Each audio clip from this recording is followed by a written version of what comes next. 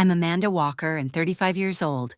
To the outside world, it probably looked like I had it all: a luxurious mansion in Lake Forest, one of Chicago's most affluent suburbs, a successful husband, financial security, glamorous winter charity galas at the St. Clair Hotel, but no one really knew what lay behind the facade. I had given up a promising Wall Street career to build W&L Group from scratch alongside Richard, my husband. As the company grew, I chose to step back, managing a few small projects and taking care of our family, leaving him to run the day-to-day business. We used to be the perfect power couple, used to be. But for the past 2 years, something had shifted. His sudden business trips became more frequent, the explanations urgent: real estate deals, international investment conferences started sounding hollow. And every night, I could smell unfamiliar perfume lingering on his suit collars.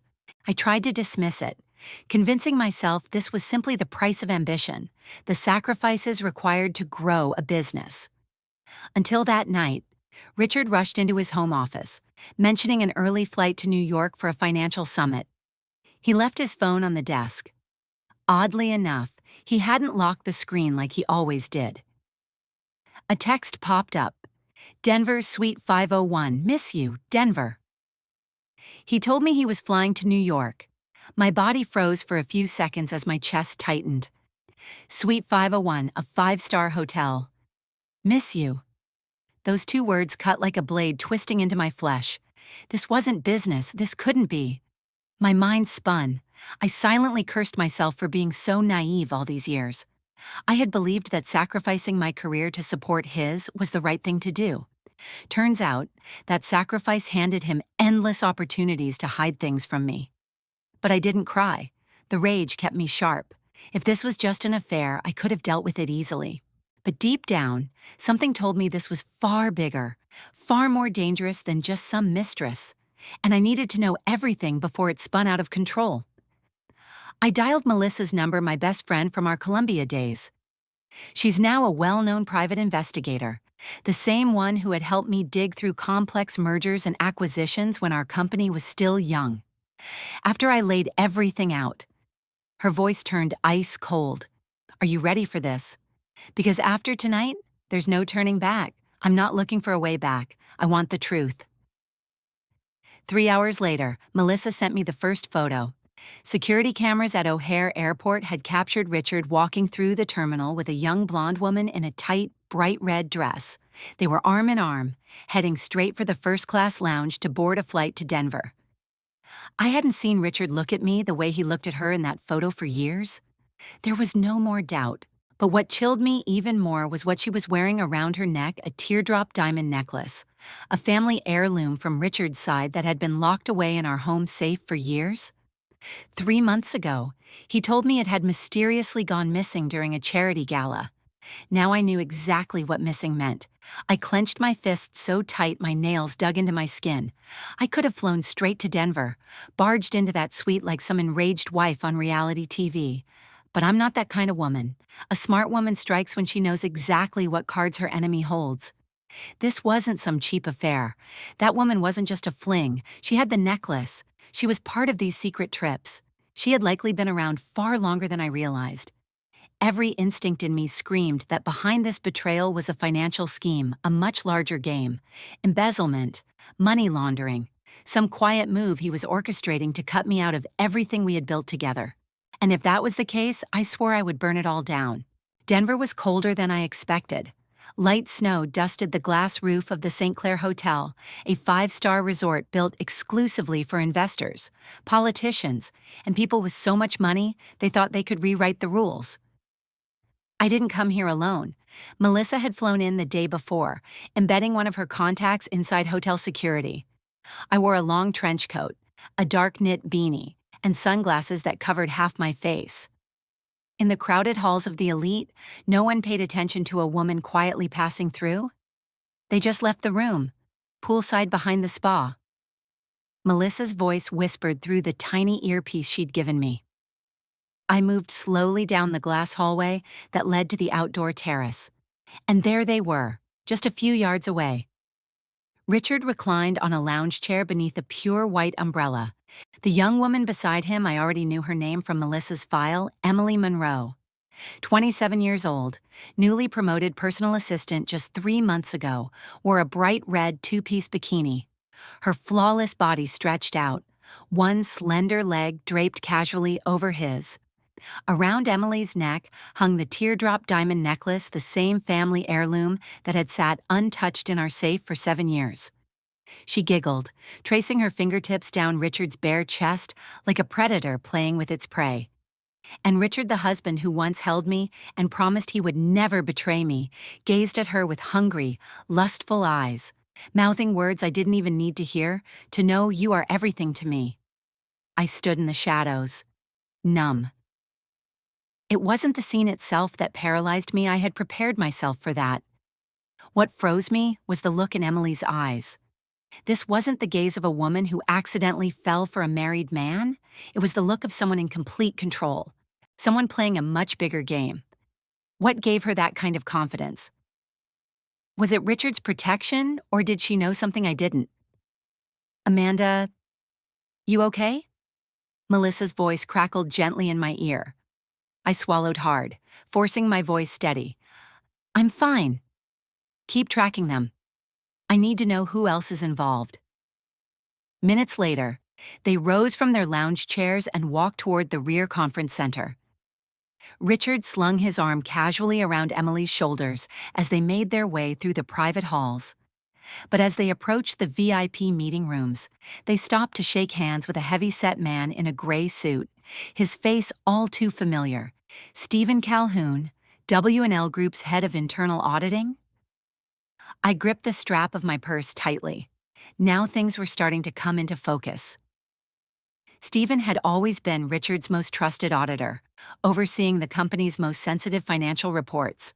If he was here on this secret business trip I knew nothing about, then this wasn't just infidelity. This was a plan, a financial operation on a much larger scale. I turned and walked away from the glass hallway, my heart pounding but my mind razor sharp. The pain of betrayal was giving way to something far colder: fury. And that fury was clearing the path for the only weapon I had left: my intellect. I wouldn't let anyone steal what was mine. Not the company I had built. Not the wealth I had sweat for. And certainly not the dignity I'd spent my youth protecting. The real game had just begun. That night, I sat quietly in my hotel room, staring at the laptop screen filled with files Melissa had just sent over. Nearly 20 years of financial experience kicked in like muscle memory. I dissected every number, every transaction with clinical precision, as if performing an autopsy. Melissa hadn't been exaggerating when she said, "This snake pit is a lot deeper than you think."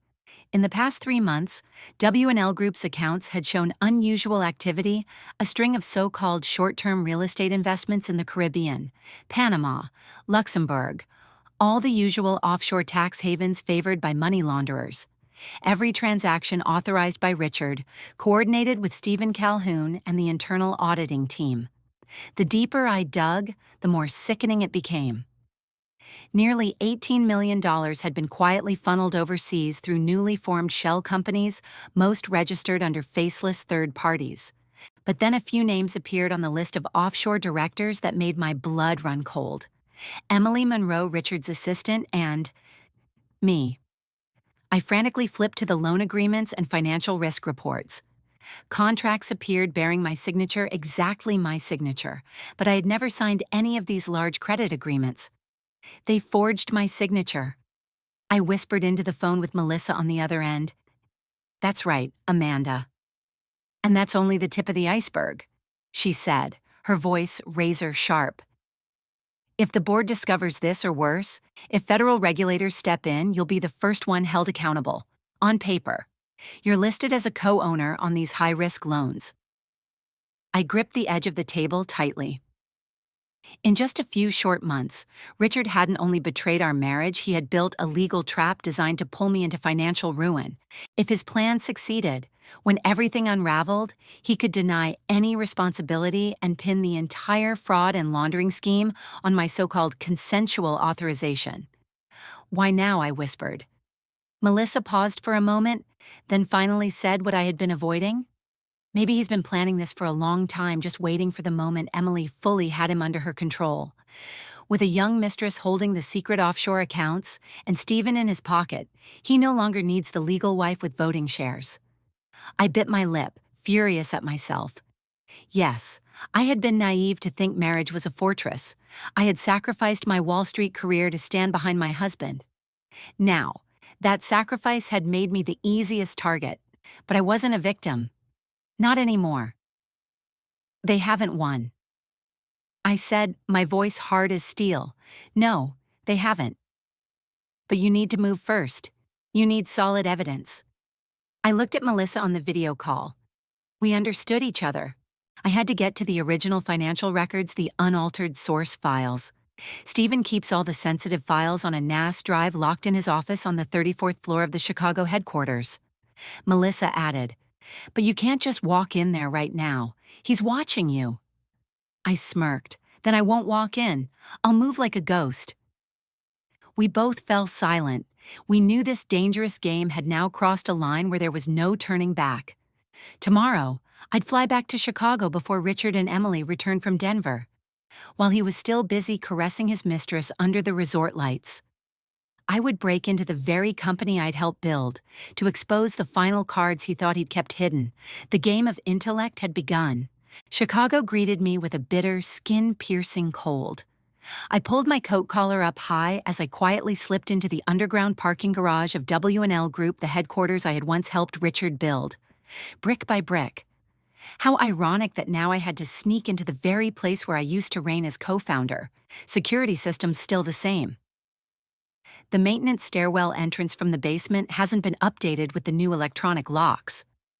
Melissa's voice came through the earpiece, calm and steady, as if we were running some highly orchestrated spy mission. I held my breath and opened the small side door tucked into the corner of the garage. My heart pounded in my chest. My frozen fingers gripped the fake employee key card Melissa had carefully replicated. The scanner flashed green. The door clicked open. What a cruel joke. Just 6 months ago. I walked these halls openly as the company's vice president of finance. Now I was an intruder in the empire I had helped create. Camera loops running. You've got 10 minutes. Move fast, Melissa reminded me. I moved quickly through the brightly lit glass corridors and headed straight for Stephen Calhoun's office on the 34th floor. The door was locked, of course, but Melissa had thought ahead. A miniature electronic lock-picking kit had been delivered to me earlier. 3 minutes later, the lock clicked open. The office was dark. I flicked on a small flashlight. Just as Melissa had said, the NAS drive sat on a side table, quietly humming. I connected the data cloning device while my eyes scanned the surrounding files. The Pacific Holdings project folder appeared on screen. This was the largest shell company Richard and Emily were using to launder the money. I opened the subfolders: real estate sales contracts, intricate wire transfers bouncing between offshore entities, doctored audit reports, and at the bottom of the directory, I saw it. Authorization letters, Amanda Walker. My hand trembled slightly. Credit agreements, financial authorizations, all bearing my name, my signature, only they weren't mine. I could practically picture Stephen and Richard sitting together, smirking, perfecting every stroke of my handwriting until it was flawless. The cloning device beeped, transfer complete. I closed everything up quickly, erased my digital traces, but then click. The distinct sound of the outer lock re-engaging. Someone was scanning in. I immediately switched off the flashlight and melted into the darkest corner of the room. The door swung open. Stephen entered, phone in hand, visibly annoyed. Leaving the NAS running overnight is reckless. Emily, he muttered, apparently speaking into the phone. I held my breath. The darkness swallowed me whole. One wrong move, one small sound, and I'd be caught. Stephen fussed for a few minutes, unchecking the equipment before finally leaving again. The door automatically locked behind him. I waited another 2 full minutes to ensure he was gone, then slipped out as quietly as I had come. By the time I slid back into my car and pulled out of the garage, cold sweat was soaking through my shirt. It's done, I whispered into the earpiece. Well done, Amanda. You've got what you need now, Melissa replied, with a faint hint of pride in her voice. I glanced at the external drive resting on the passenger seat. Every byte of data inside it was a loaded weapon, irrefutable proof to expose Richard, Emily, and Stephen. But evidence alone wouldn't be enough. I had to shatter their masks right on the battlefield. They thought I no longer belonged to the W&L Group boardroom. And I wasn't going in alone. 3 days later, I sat inside Attorney Harrison's office, the only man I trusted to bring this entire scheme into the light without tipping off anyone that I was preparing to strike back. Harrison was a former federal prosecutor. We had met years ago during W&L Group's initial acquisition deal. As I laid out the entire file that Melissa had helped me compile, he remained silent for a long time, flipping through each page of falsified financial documents, fabricated contracts, and complex offshore transactions that twisted like a maze. Finally, he looked up, eyes cold and sharp. They didn't just set a financial trap. Amanda, this is federal money laundering. If financial crimes and the IRS get involved, Richard's looking at a minimum of 20 years in prison, and you... He paused, tapping the fraudulent contract bearing my name. You'll be holding full civil and criminal liability on paper. I clenched my fists, suppressing the familiar shiver that always came when I thought about how ruthless Richard had become. I'm not going to let him shove me off a cliff while he and that mistress live lavishly on the fortune I helped build. Harrison nodded, agreed, but to flip this around, you'll need more than just this mountain of paperwork. You mean you'll need testimony, witnesses from inside the company who can directly verify that Richard and Stephen executed these transactions, not just dead documents. I paused, thinking. One face flashed into my mind, young, nervous Rachel, a junior accountant I had mentored 2 years ago when she first joined straight out of college. Rachel had been part of the preliminary financial analysis team that pre-screened data before forwarding reports to the senior auditing department. If anyone had spotted irregularities and was forced into silence, it was her. I'll talk to her, I whispered, that evening in a small suburban cafe. I sat across from Rachel. She fidgeted with her coffee cup as if trying to hide a live grenade inside. You know what they're doing, don't you? I went straight to the point. I don't know anything, Miss Amanda. She avoided my eyes. Rachel, listen to me. I lowered my voice, leaning in. They used my name to forge these transactions, but every raw report passed through your hands before it reached the audit system. You sent an email back in March, flagging data discrepancies. Stephen forced you to delete it. I know. She bit her lip, her eyes welling with tears. They threatened me. Ms. Amanda. Stephen said if I spoke up, I'd be fired and sued for breach of internal confidentiality. You did nothing wrong, Rachel. It's exactly people like you they prey on, knowing they can intimidate you into silence. But if you stay quiet, you become part of their crime. If you stand with me, Harrison will protect you as a cooperating witness. Rachel trembled for a few seconds, then slowly nodded, as though finally releasing a crushing weight off her chest. I'll help you. I kept backups of all the original reports before they were altered. I always kept a private copy just in case. I smiled faintly. The final card was now in my hand. Over the next 2 weeks, Harrison quietly coordinated with federal investigators, securing sealed warrants to prevent Richard from catching wind of the investigation. Everything hinged on the perfect timing W&L Group's upcoming annual shareholders meeting, where the full board, major investors, and media would all be present.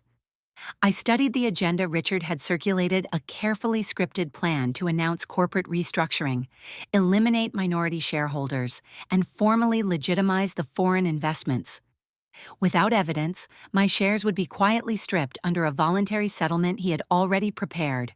But what he didn't know was that on the morning of that meeting, his entire plan would collapse on the very stage he'd built. I looked out the office window at Chicago's glowing skyline. For the first time in years, I felt no fear, only a cold, calm readiness for the coming execution. The big day finally arrived. The grand ballroom of the Waldorf Astoria Chicago was packed with shareholders, board members, and the press. The atmosphere radiated luxury crystal chandeliers glimmered overhead. Soft jazz played in the background, painting a picture of absolute perfection. At center stage stood Richard, dressed sharply in a bespoke charcoal suit, exuding the poise of a powerful CEO about to usher in a new, glorious chapter for his financial empire. Sitting front row beside him was Emily, proudly perched in a tight black designer dress, her posture smug, the teardrop diamond necklace gleaming at her throat like a deliberate provocation. I sat only a few rows away, calm, silent, my cold stare locked onto his every move. Richard began his presentation, confidently outlining the corporate restructuring plan and the company's expansion into global markets. He masterfully spun tales of strategic vision, explosive international opportunities, and emphasized the necessary realignment of shareholder ownership for long-term legal security.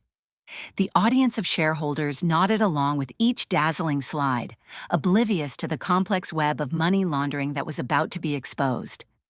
Then, just as he was about to introduce the final motion to legitimize the buyout of most shareholder stakes under the guise of voluntary consensus, Harrison stepped onto the stage. His deep voice filled the room. "Excuse me, Mr. Walker. Before proceeding, I have an urgent motion for immediate consideration by the board." The room buzzed with nervous murmurs. Richard paused, momentarily thrown off, but quickly recovered his polished smile. "This is a private internal meeting. Mr. Harrison, counsel is not authorized to interrupt company presentations without my consent." Harrison smirked and pulled a thick binder from his briefcase. "Your consent is unnecessary. Under company bylaws and a temporary order issued by the Federal Department of Justice, all board members and shareholders are entitled to immediate disclosure of evidence concerning potential criminal violations involving this corporation." The entire room fell nearly silent. Harrison's voice was firm and clear. "Here is documented evidence of offshore money laundering operations directly orchestrated by Mr. Richard Walker, personal assistant Emily Monroe, and internal audit director Stephen Calhoun, including falsified credit agreements and forged financial authorizations bearing Mrs. Amanda Walker's signature to legitimize illicit funds." I sat up straight. From where I sat, I watched Richard's face drain of color in seconds. Emily whipped her head toward him, frantically whispering. Stephen, seated behind the executive rows, immediately lowered his head, sweat pouring down his face. Harrison continued, flipping through more evidence. "Here are unaltered internal backups provided by junior accounting staff. Here are email threats used to intimidate employees into silence. And here," he nodded toward the massive screen behind him, "is video footage of Mr. Walker and Mr. Calhoun conspiring to alter financial ledgers in a Denver hotel suite, with Ms. Monroe present as an accomplice." The video played. Richard's voice rang out crystal clear. "Relax. She'll never find out. The shares under her name are just a formality. Once this is finalized, I'll push Amanda out without a single speck of dirt landing on me." The entire room froze. Lifelong shareholders who had known us since the very beginning stared at me, stunned. I rose to my feet. For the first time in 2 years, I lifted my chin and met my husband's eyes, my voice steady and unwavering. "And here I thought you were just another pathetic cheater. But you're far more talented than I gave you credit for." Richard. "Talented enough to think you could crush me on top of the very empire I helped you build with my youth." Richard's eyes darted frantically, veins bulging at his temples. Emily trembled, desperately texting something on her phone, but it was too late. Federal agents marched into the ballroom. The lead agent's voice cut through the tension. "Richard Walker, Emily Monroe, and Stephen Calhoun. You are under arrest for federal charges including money laundering, financial fraud, document forgery, and conspiracy to defraud shareholders. Your rights will be read in full." The cold clank of handcuffs snapping shut echoed like a death knell for the cruel game Richard had meticulously constructed. I stood there, still. There was no sense of victory swelling inside me, only a hollow, icy emptiness after everything. But justice was finally in motion, and I still had one final task ahead. 3 months later, under temporary federal oversight, W&L Group had finally stabilized. After the initial trial, Richard was sentenced to 22 years in federal prison for money laundering, financial fraud, forgery, and conspiracy to defraud shareholders. Emily received 12 years as a co-conspirator for manipulating financial records. Stephen, the internal auditor, was handed 18 years, his last-minute cooperation arriving far too late to save him. And me. I was no longer the shadow behind her husband that so many once assumed. Today's special shareholders meeting at the Chicago headquarters was entirely about me. Before me sat the newly appointed board of directors. The media packed the lobby outside. The room gleamed under bright lights, but this time, I didn't feel overwhelmed. I stood at the center in a perfectly tailored navy blue dress, my gaze calm, no more fear, no more rage, only the steady serenity of someone who had survived the worst storm of her life. The chairman addressed me, Amanda Walker. After a thorough review of the restructured governance, the board has unanimously voted to appoint you as the new chief executive officer of W&L Group. Do you accept this role? I smiled faintly and lifted my chin. I accept. And I am fully committed to restoring the integrity and reputation this company should have upheld long ago. Applause erupted across the room, but I knew very well today's triumph wasn't granted out of anyone's pity. It was earned through clarity in chaos, through restraint in fury, through countless sleepless nights poring over dry financial records, and through an unrelenting determination not to let betrayal bury me. After the meeting, I stood quietly by the tall glass window of the top floor, gazing out over the bustling city of Chicago below. Melissa approached, holding 2 glasses of champagne. "You did it," she smiled. I did. But the price for this lesson wasn't cheap. Was it? No, it wasn't. But it was worth it. The important thing is now, every single person who once underestimated you has to bow their heads. We clinked glasses gently. My eyes remained fixed on the city skyline beyond. The most bitter part wasn't Richard's betrayal. I whispered. It was realizing how many years I foolishly believed that love and sacrifice were enough to keep someone loyal. Melissa looked at me with deep understanding in her eyes. But now you know. In this world, no one keeps their place unless they hold control. Exactly. I smirked slightly. Never again will I let anyone else control my fate. In the distance, the Chicago sun dipped below the horizon, staining the sky with a thin streak of crimson like a fresh scar.